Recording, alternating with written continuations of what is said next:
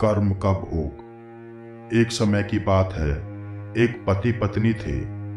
एक दिन पति पत्नी जंगल से अपने घर की तरफ जा रहे थे। चलते चलते पत्नी थक गई थी। पत्नी ने पति से एक पेड़ के नीचे विश्राम करने को कहा और वह दोनों एक पेड़ के नीचे बैठ गए। पति अपनी पत्नी की गोद में सर रखकर सो गया। तभी वहां एक वीर योद्धा आया। पत्नी उस योद्धा से कहती है, मैंने कभी अपने जीवन में तलवार नहीं देखी। क्या आप मुझे कुछ समय के लिए अपनी तलवार देखने का मौका देंगे? योद्धा को उस औरत की बात पर विश्वास हो गया।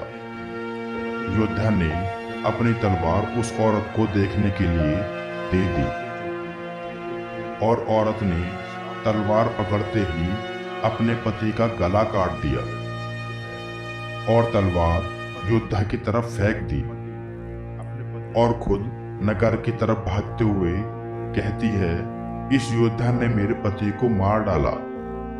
यह बात राजा तक पहुंची। राजा ने उस औरत की बात को सुना और योद्धा को दोषी ठहराया। राजा ने अपने सलाहकार से पूछा, उचित सजा क्या होनी चाहिए? सलाहकार ने कहा, महाराज, इस योद्धा ने अपनी तलवार से औरत के पति की हत्या की है, तो इसकी दोनों बाजुओं को काट देना चाहिए ताकि वह कभी तलवार न चला सके। राजा ने ऐसा ही किया। योद्धा की दोनों बाजुओं को कटवाकर उसे छोड़ दिया। जब योद्धा की बाजू काट दी जाती है तो वह उस पीड़ा और अपमान को सहन नहीं कर पाता और पहाड़ी से कूदकर आत्महत्या करने की सोचता है। लेकिन तभी उसे एक साधु रोक लेता है। उस योद्धा को बताता है कि उसे उसकी इस स्थिति का मालूम है और उसे ध्यान लगाने को कहता है। योद्धा साधु से पूछता है, बाबा, मेरी क्या गलती है? मैंने उसके पति को नहीं मारा, फिर भी मुझे सजा क्यों मिली? बाबा उस योद्धा को उसके पुनर्जन्म की कहानी सुनाते हैं। साधु कहते हैं कि पुनर्जन्म में यह औरत एक गाय थी।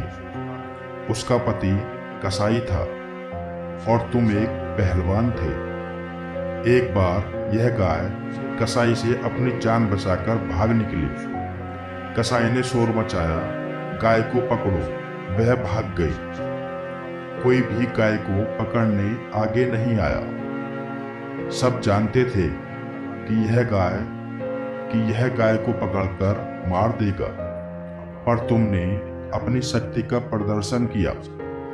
आगे आए और अपनी बाजुओं से उस गाय के सींग पकड़कर उसे रोक दिया और उसे कसाई के हवाले कर दिया।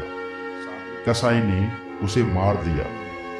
वह गाय उसकी पत्नी के रूप में है और वह कसाई इस जन्म में उसका पति था।